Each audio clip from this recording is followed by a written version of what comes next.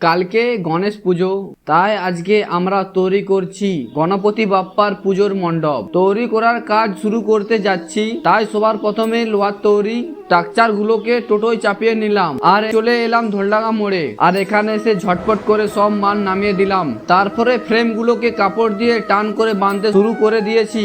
আর এগুলো বাঁধা হয়ে গেলে প্যান্ডেলের সাথে সেট করে ফিটিং করে দিলাম। এরপর সাইডের ফ্রেম গুলোকে কাপড় পরাতে লাগলাম, আর কাপড় পরানো হয়ে গেলে ফ্রেম গুলোকে সেট করে দিলাম।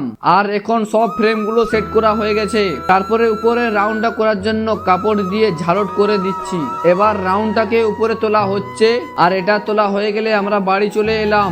আবার ঘরে এসে ভাত খেলাম আর চলে এলাম প্যান্ডেলের বাকি কাজটা করতে। সবার প্রথমে শোলের তৈরি নকশাগুলোকে আঠা দিয়ে চিটিয়ে দিচ্ছি। অনেকগুলো নকশা রয়েছে, এক এক করে সব চিটিয়ে দিলাম। আর এক সাইডটা পুরো কমপ্লিট হয়ে গেছে। এরপর মাঝের নকশাগুলোও চিটিয়ে দিলাম। তারপর ফুলের কাজ করার জন্য এখানে শোল লাগানো হচ্ছে। এরপর ফুলগুলোকে এক এক করে শোলের সাথে আটকে দেওয়া হচ্ছে।